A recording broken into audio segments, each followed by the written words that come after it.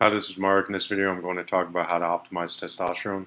I'm not going to talk about specific, foods or specific products that increase testosterone because that, to me, if you want to increase testosterone, it's all about the long term. It's all about maintenance. It's all about shifting your testosterone to the optimal position. There's a few things to keep in mind when we're covering testosterone. The numbers, you should not focus on the number itself. And the reason is because testosterone is a function of androgen density and androgen sensitivity and many other factors. Now, the reason for I say androgen sensitivity is that there is a inverse relationship between testosterone and androgen sensitivity. What this means is that if as androgen sensitivity increases, your body doesn't need as much testosterone to promote a physiological response. So therefore, if you take person A, you take person B, but person B has much higher androgen sensitivity than person A. And let's suppose now they have the same free testosterone level. Well, person B is going to have a lot more of the androgenic qualities, but when we do this relationship, there could exist now if you shift. Let's say we increase person A's testosterone. There's going to be a point when person A achieves the same physiological response than person B, but they need a much higher testosterone level in order to attain that.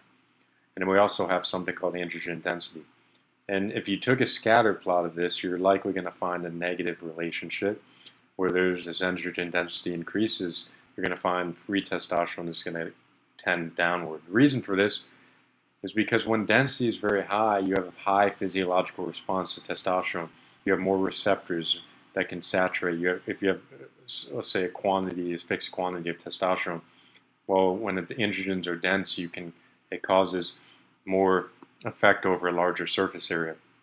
So therefore, it equates to a higher physiological response, and generally, the body doesn't need as much testosterone when it's already attaining what is required. The body will produce what it needs essentially, and of course, there's a genetic variation.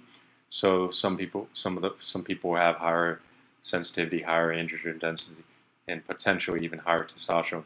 Even though the body will generally downregulate testosterone when androgen sensitivity or density increases. So the key is like not necessarily focusing on the number for those reasons. You could have good. It's focusing, yes, on of course, the symptoms, how you feel in relation to the level.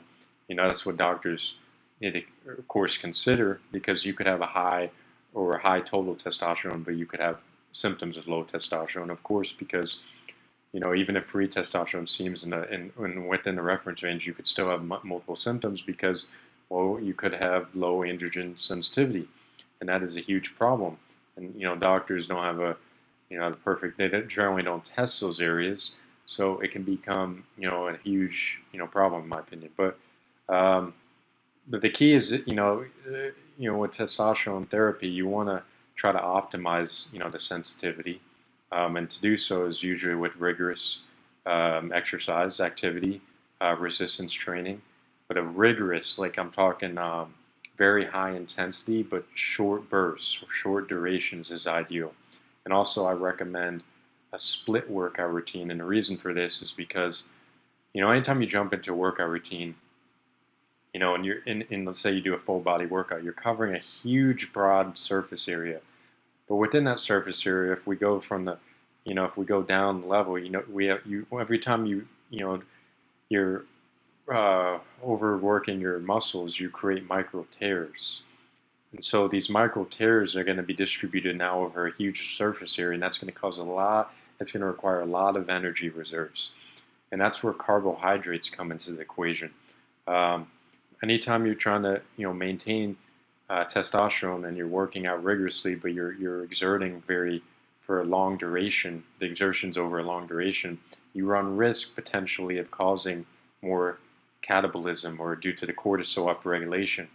And cortisol is a hormone. It's a catabolic hormone in high quantities. It's needed for our survival. It's needed for gluconeogenesis. But cortisol can be oversecreted in certain circumstances, like induced stress, including overexertion. And when cortisol increases, it increases to compensate for the inflammation going on. So when you're covering a broad surface area, and it's causing takes a huge amount of energy, and let's suppose you're not consuming a lot of carbohydrates, you run high risk of heavy inflammation, especially during the recovery stage, and therefore cortisol goes up. Now, when it goes up, it does so to produce more glucose because your body needs energy reserves to deal with it. So therefore, cortisol can kind of come into the equation and act, and it needs amino acids to produce glucose. Therefore, it can act catabolically, and it can break down muscle tissue, which is not what you want. And essentially, during the recovery stage, if that happens, it can lower testosterone. There's generally an inverse relation, and that means the recovery is extended, and then you get in this vicious cycle. So that's why, like, if you ever go rigorously or for too long, you want to add carbs, a lot of carbohydrates. And that's what, like Michael Phelps or a lot of swimmers, they had a lot of carbohydrates. It really helped them. It helped their aerobic activity, and it helped them deal with the stress. So, but the big thing is, the reason I do split workout is you cover during a week, you're covering all the groups, but you do it in subsets. So that way you minimize the strain on your body, and you try to maximize you do intensity. So you kind of like, it's like a way of moderation. Like anytime, like they say, you should do things in moderation. So it's a way to moderate things. And I think it helps preserve testosterone levels higher, you know, especially, early on. And the reason I say intensity is because, you want to, your body acclimates to the conditions. And as long as you're not stressing itself, it will upregulate the testosterone production, increase sensitivity to acclimate to the conditions that you impose. And that, when you're doing rigorous exercise activity, and you do it, and basically you're doing it moderately, or you're not overexerting yourself or inducing a lot of stress, your body will start progressing upward. With anything like in progression, you're just shifting upward, and your body will produce more supply of testosterone to deal with more muscle, or the demands of the muscle. As you increase your muscle, you're increasing the demands, and therefore you want to increase testosterone to a degree. And of course, there's limits due to age. So that's one area. But I'm gonna go over what I kind of developed, it's a system of, or what I believe is best to focus on when you're increasing testosterone. And I generally don't go into like, oh, you should eat this or you should eat that. My belief is you should eat a varied diet. Do not worry so much about like, you should be well informed. They talk about like soy lowering testosterone. Well, in my viewpoint, anything toxic has a detrimental effect on testosterone. Anything that takes a lot of work to digest has a detrimental effect on testosterone. Anything that, like they say soy is estrogenic, but really it's a weak estrogen. It has plant estrogens. In its natural state, it actually acts as a mediator for estrogen. So if estrogen's too low, it tends to rebound estrogen, raise it. And if estrogen's too high, it tends to moderate it. But that's just with soy isoflavones. Now, the problem with the man-made products is we tend to isolate the soy. We do extracts. And anytime you isolate something, I'm not an advocate at all of isolating compounds like multivitamins. Humans do not know the ratio that nature intends to give us the full range, or the biochemical full range to deal with all the biochemical reactions. Anytime you create an imbalance, it causes a shift in energy. So like if you isolate something, it's going to have a localized effect, but on a global scale, it could cause shifts and imbalances, and that could show up later, and it may even be moving in that direction, and you may not even know at the time until later on when the damage has been done. So like with soy isolates and all this, what's really the problematic area is we're even with any extract, it takes multiple pounds of product to equate to a lower dose of an extract. So it's very compact, and essentially it's very hard for the body to assimilate, especially if it's something that's like new, or something that's been processed to a high, or divergently, or it's altered in such a way that's it's very different than the natural the initial product, and that causes a lot of energy. And the body has to acclimate to the new change, and ultimately it can cause a lot of stress. So I think like with the soy and all that, and like just isolating all the estrogens, like that, those isoflavones, but you're increasing the amplitude because you're isolating just that portion, that can be detrimental to the reproductive system. Another factor is soy can be hard to digest, and it needs to be cooked a certain way, and it can have a detrimental effect on the thyroid if you consume too much.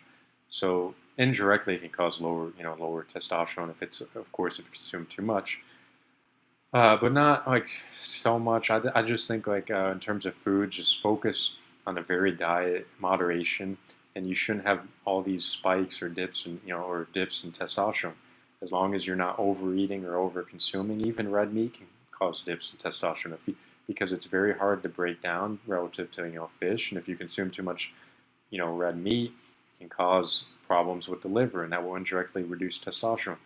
Because everyone ages. So the big thing is key is you got to think about or this one concept, and that if the organ system was in optimal condition somewhere, let's suppose usually it's in your teenage, early adulthood. You reach an optimum, or it could be later. I'm not saying it couldn't, but generally within ages, let's say teens to 40 or so forth. There reaches a limit where your body efficiency starts declining. So we assume this to take this premise, and essentially the key to optimizing testosterone, because everyone has a genetic limits. Everyone will produce it, certain, being within the reference range. But the key is trying to optimize the organ system. Try to bring it back, revert it back to when you were in your, early periods, or try to prevent the degradation. Try to increase the efficiency of the organ system. And you can always reverse the process. Like if you have a lot of stress, you can always reverse slowly and revert back to when you were take the timeline. You take the timeline and you're reversing it essentially. But there is some limitation. You may not ever reach back to your peak, but the key is, you try to reverse the aging process.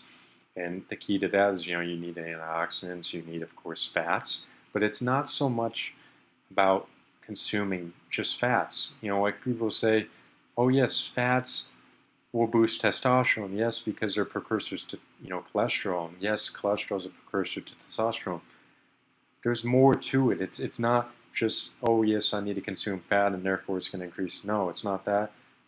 The key is focusing on the digestive system as much as you can to maximize, optimize it in such a way where you assimilate, you break down fat at such high efficiency that you do not need to consume as much fat to yield the same, or induce the same effects.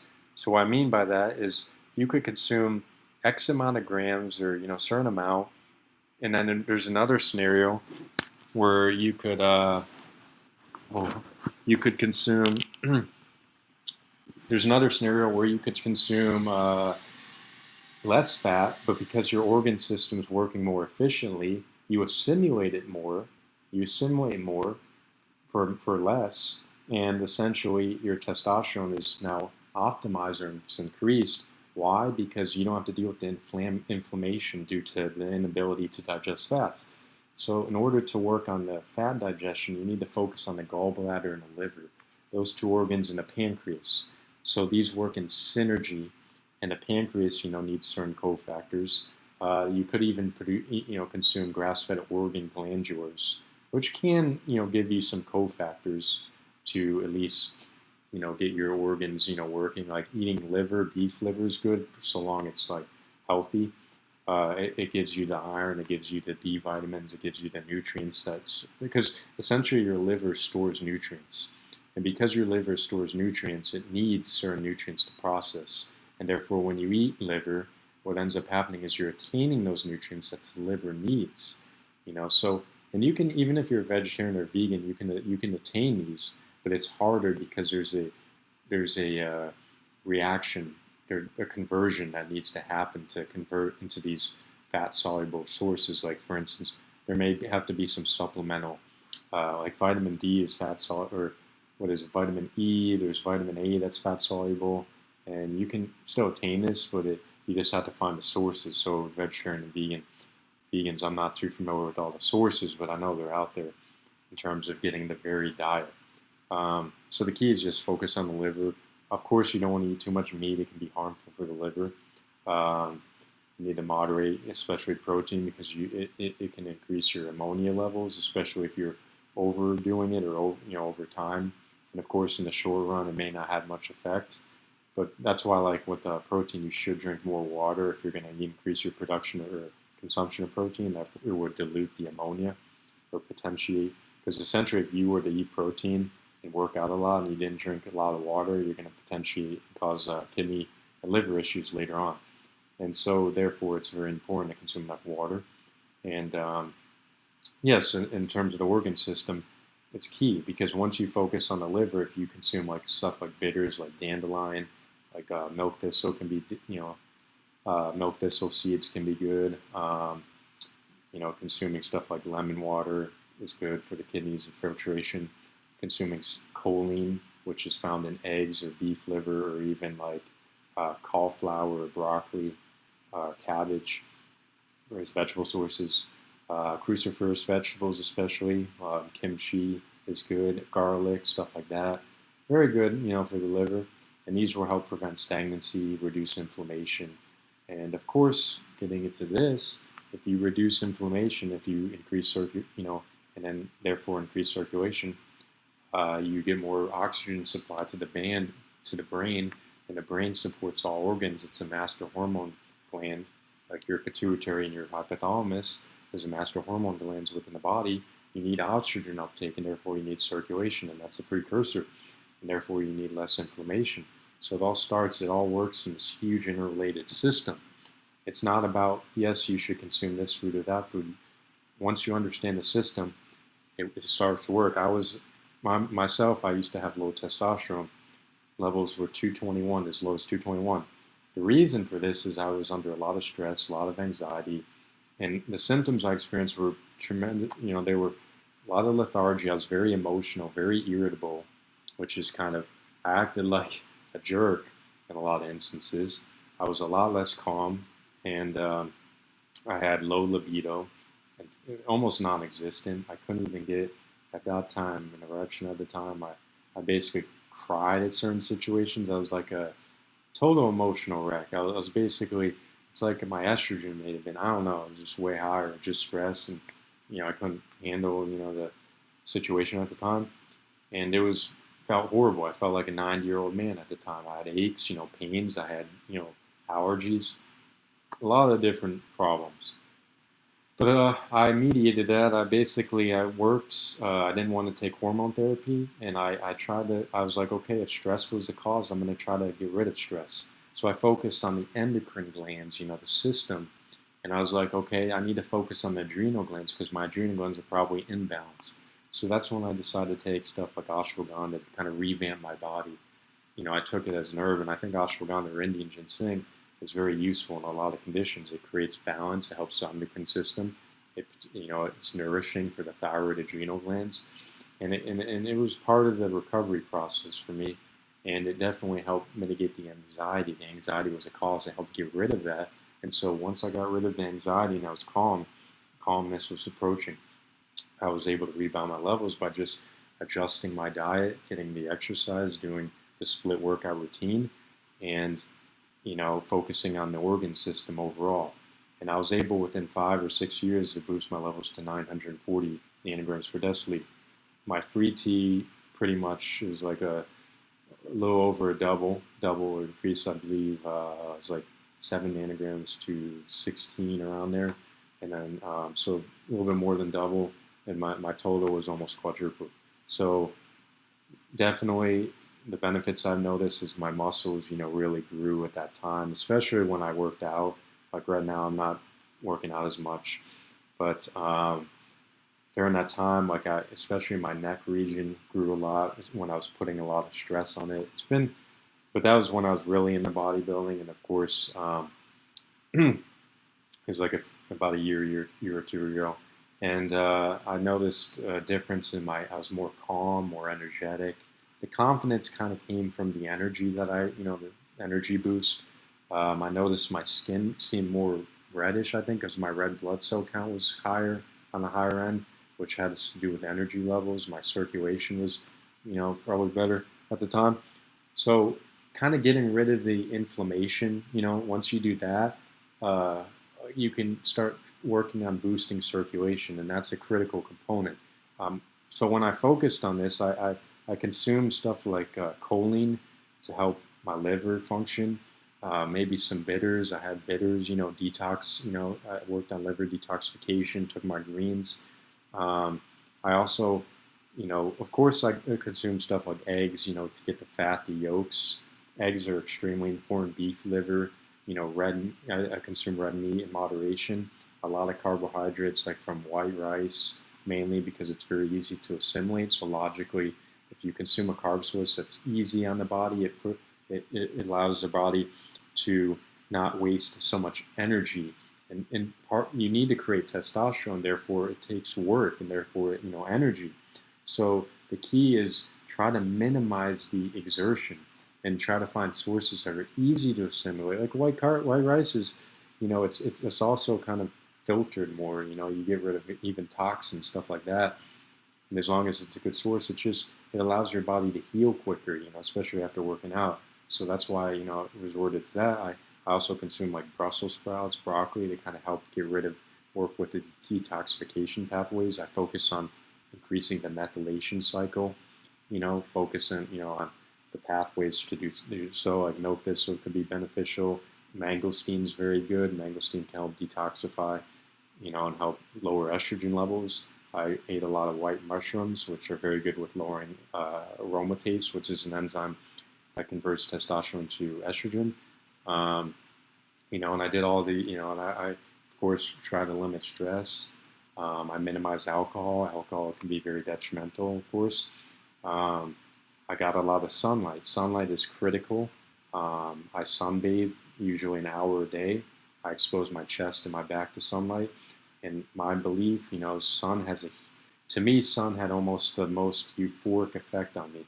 When I was sunbathing for an hour a day, my strength increased, my muscles like got much more defined. And I'm a firm believer of sunbathing. If you want to get vitamin D levels optimized, I actually supplemented as well with magnesium taurate and vitamin K2. And the reason I did this is magnesium helps convert vitamin D to its active form. So if you're saturating yourself with the sunlight, you need to convert it to its active form to utilize cholesterol to do its job to, build testosterone. So I use magnesium and taurine. Taurine actually helps move magnesium into the cells or into the ion. So basically, it allows it to, yeah, move, shift into the cells. So taurine is a catalyst for that. And if you increase the efficiency of magnesium, you can actually increase free testosterone because there's a relation between magnesium and reducing the albumin or the SHBG production. So there's an inverse relation. Higher magnesium lowers SHBG, which can increase free testosterone, and it also converts vitamin D to its active form, and vitamin D helps increase total testosterone as well as free testosterone. So putting these all together, it made sense. And I took I took choline as well with pomegranate concentrate to kind of help my circulation. I took citrulline malate to help facilitate the nitric oxide production to open my blood vessels to help nutrient flux. And so what I did is I put this together and I added multivitamin to increase the nutrient flux to all my organs and basically get the maximum oxygen supply. So that way my brain can function very well and optimize the organ system as a whole. And by that logic, it should maximize testosterone. And of course, everyone's going to be different. It's a different reference, or reach a different limit due to, like I said before, androgen density and sensitivity and whatnot. Um, so that's just what I believe. It's better to focus on the system as a whole. And there's of course more I need to learn. I don't know all. I'm not a doctor. I enjoy this stuff. I wish I had more information or wealth of information, but I put a lot of research into this when I had low testosterone. That was kind of my motivation. and I was able on my journey to get where I wanted to, and I know how to do it. And that's why I kind of create this video, and just anyone can surpass this. Just uh, if you know more, more information, you can just, because with everything, it's just trying to find what works. And of course, what works for you could be different. But in general, if you optimize organ system logically, it will optimize testosterone. So that's the key. So how do you organize your organ system? Of course, everyone needs to start with what they need to focus on first. And I just think balance is critical. You got to focus on variety, varied diet. You need to hit all the micronutrients. You need carbohydrates in certain ratio, especially when you're working out. You want to prevent cortisol upregulation. You want to minimize inflammation. You want to go with easy to assimilate foods. You want to, minimize the work. You want to maximize the assimilation. So you want to focus on the digestive system, of course. Oxygen, you need oxygen uptake. You also need to focus on the detoxification pathways, uh, and minimizing estrogen production, and having good social activity, even laughing, having fun, not just being sedentary, always having some activity, getting outdoors enough, meditating, reading, learning, or just doing multiple activities. So I think this all plays a role, and yeah, that's just all I have for now. And I hope you enjoyed it, and I will see you next time.